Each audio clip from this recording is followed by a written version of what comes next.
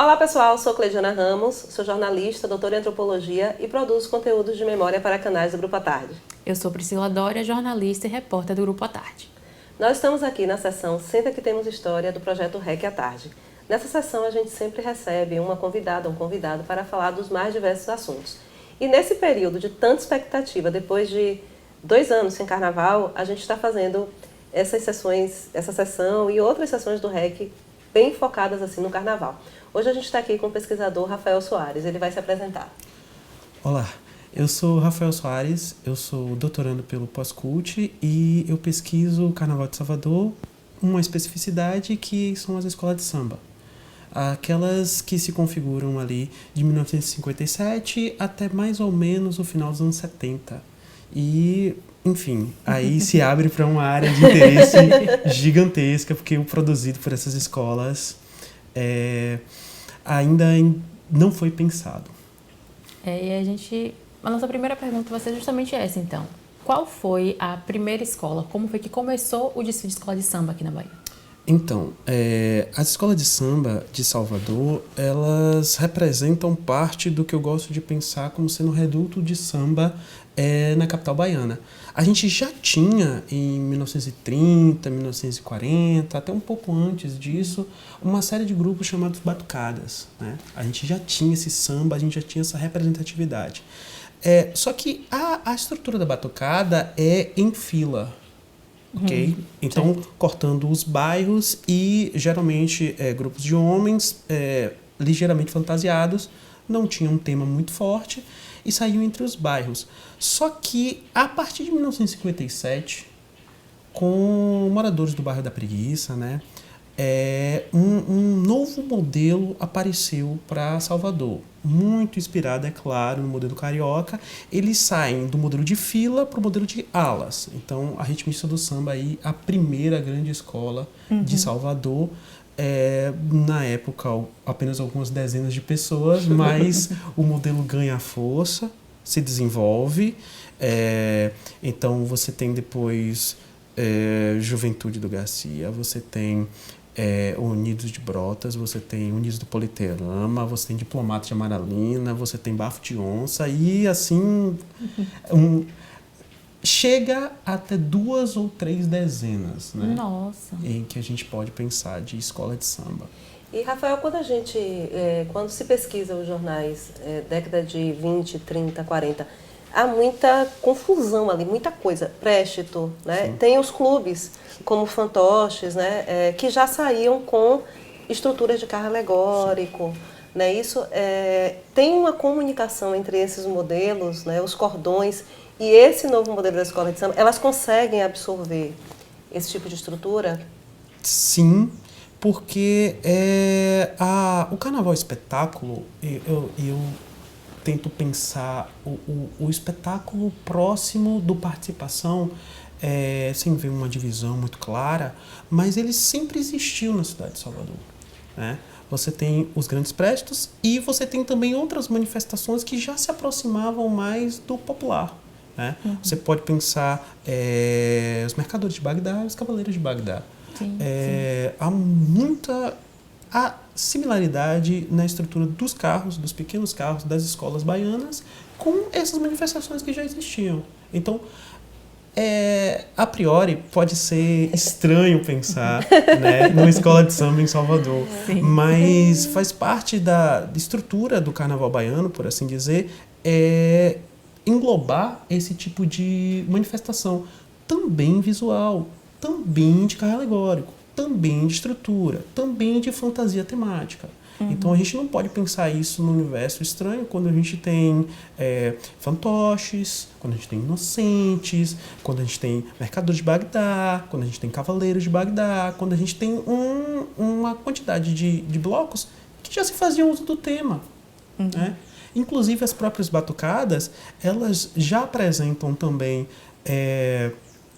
porta-estandarte, já apresentam também fantasias. Então, não é algo tão alienígena assim, essa mudança de formato. E essas escolas, elas desfilavam na rua ou elas desfilavam... Parece que elas desfilavam num palco, né? Sim, sim. Havia o desfile, claro, o desfile na rua, nas principais ruas da cidade, e também haviam apresentações no bairro. Mas o que valia, de fato, era a apresentação no palco. Ali, na Sé, ala por ala se apresentava e dali era julgado. Dali recebia a nota, né? Uma comissão com 3 ou 4 juízes pensava a evolução, o samba enredo, o desenvolvimento, a bateria e todos aqueles critérios clássicos que conhecemos, mas a gente tem que pensar aí nos anos 60, nos anos 70, não com a mesma intensidade daquelas do Rio de Janeiro, né? Sim, sim. Mas nesse ponto, o jornal ajuda bastante a gente, né? As fotos mostram bastante, né? Também sobre o palco e também sobre as apresentações. E dado, né, assim, como foi que isso acabou? Ainda mais com essa coisa do concurso, né? É uma coisa que eu imagino, assim como no Rio, até em outros tipos de concurso, é aquele tipo de coisa. Esse ano eu não ganhei, ano que vem eu vou. Então, é o tipo de coisa que eu acredito que causa esse interesse de manter esse, não digo nem hábito, mas essa tradição de você. Então, como foi que acabou? Como é que essa escola de samba, no estilo da Bahia, no estilo de Salvador, né? Sim. Que parece com a do Rio, mas não é tanto. Como foi que, de repente, não tinha mais? Então, nascendo em 57 e vindo aí tendo seu desenvolvimento nos anos 60, chegando até o final dos anos 70, a gente tem que pensar, como eu já coloquei, que elas não estavam sozinhas. E nunca foram hegemônicas no carnaval, né? O samba no Carnaval de Salvador já se fazia presente, como eu coloquei, com as batucadas, com as escolas de samba, mas também com uma nascente nova moda, que são os blocos de índio, né? Sim, muito sim. inspirados aí em Hollywood e nos filmes que a gente via e revia nos cinemas. O afro-baiano, também nas escolas de samba, pensou numa maneira de imaginar um carnaval mais leve, mais descontraído, com menos julgamento, né? Se travestir de índio norte-americano e também usar o samba, também usar a bateria, também usar os tambores que já eram usados nas escolas.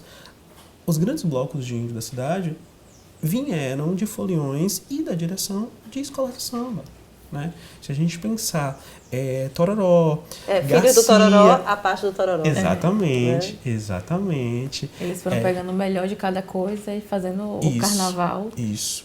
E ainda tem bloco afro, né? Chegando. Exato. Então, nunca foram hegemônicos. Esse é um ponto. O segundo ponto é que um núcleo de escolas passou a dominar o circuito, né? Você tem um eixo muito forte do Garcia, do Tororó e da nascente Diplomatas de Amaralina, que começa a ganhar bastante, ganha 3 títulos seguidos ali em meados dos anos 70. Isso acaba, de certa forma, estrangulando, né? Sim. É um grupo que são grupos que não se sustentam financeiramente, que precisam de uma subvenção maior, que precisam de um cuidado do Estado maior e estão num intenso quadro de disputa do espaço.